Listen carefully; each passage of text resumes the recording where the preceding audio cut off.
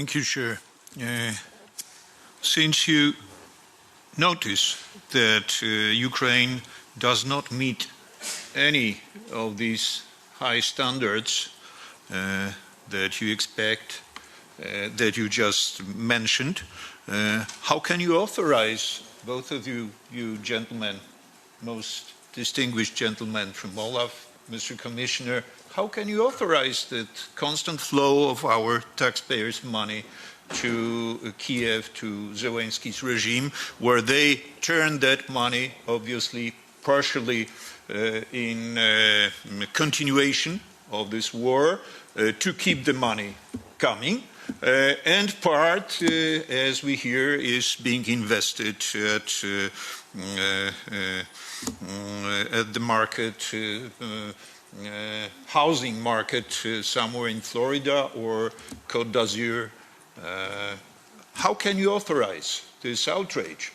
And let me express my general opinion that you simply should have no influence, no power to spend any money on any of for any of your big projects, like the Ukrainian war, like Green Deal, Migration Pact that you are promoting. You should have no power because. Let me recollect yesterday's conference here with a great lesson of history of the European Union's fight with frauds and misuse of the money. It reminds me of Paddington Bear. Paddington Bear once repairing a crooked table by cutting legs to make it shorter, to make it stable, to level. So finally, the table is stable, but it's not a table anymore because it's leveled on the ground.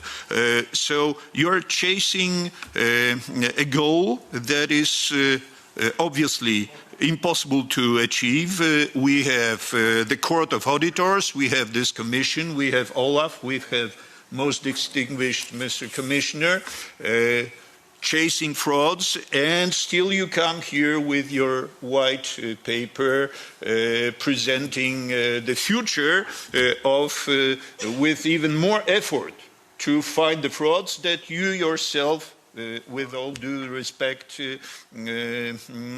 let's say, initiate by spending so much money. Let's take away the money of the Polish and European taxpayers from irresponsible Euro socialists. All right. This is to help you a bit. This is the Budgetary Control Committee, and we deal with budgetary control affairs. And the topic is the anti-fraud architecture of the European Union. And by the way, there you can see numbers, and if there's a 0, 2, 0, excuse me, Chair, but 2 minutes. There is obviously... No, you don't have the floor. No, just to help you, because you took too much time for your general remarks. And what we do now is we give the Commissioner the floor, but maybe he will be busy trying to destroy traditional family values, forcing people to become gay, or, I don't know, worshipping Satan or so. So we should give him the time to answer now. Thank you, Chair. There is an old Polish saying, opportunity creates thieves. And this is the case here.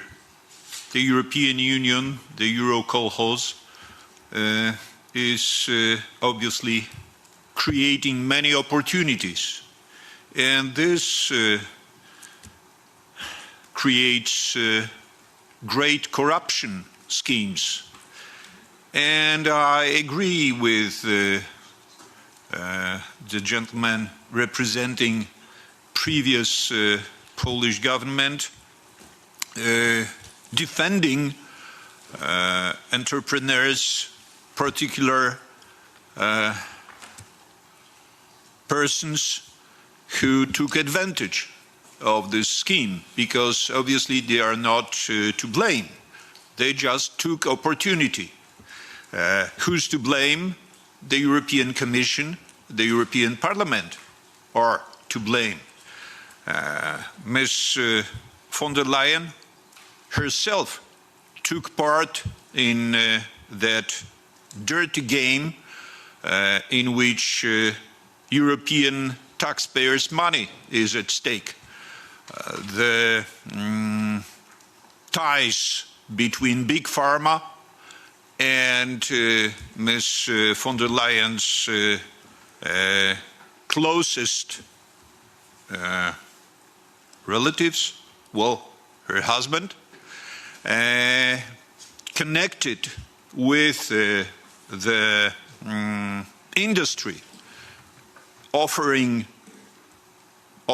these experimental medical procedures that were, well, I use the word recommended. They were not recommended. They were forcibly applied to European citizens.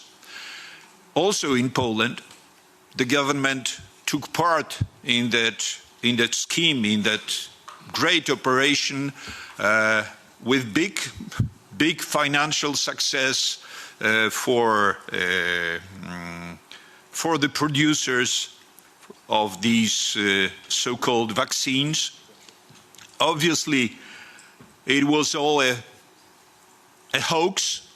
It was all a totalitarian praxis applied to our compatriots, our citizens, our taxpayers. And now here at this commission sitting, you are dealing with said results. But these results were impossible to avoid as soon as the European Commission and European countries' governments engaged themselves in that totalitarian attack that was all right.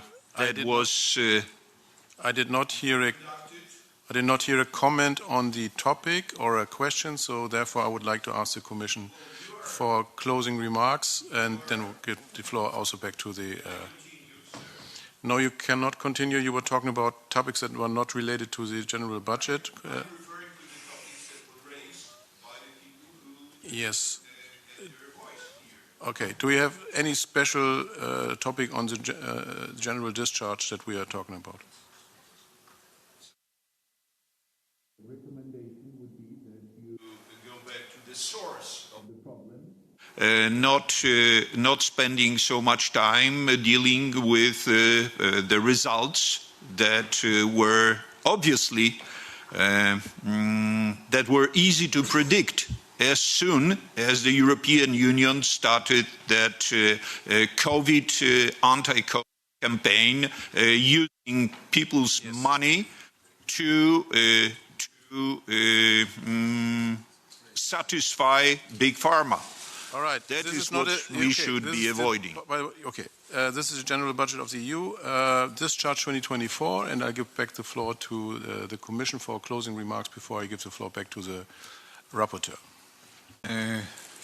Thank you, Mr. Speaker. Your presentation here was really very convincing, but I want to challenge it by proposing to shut down the whole program that you're in charge of.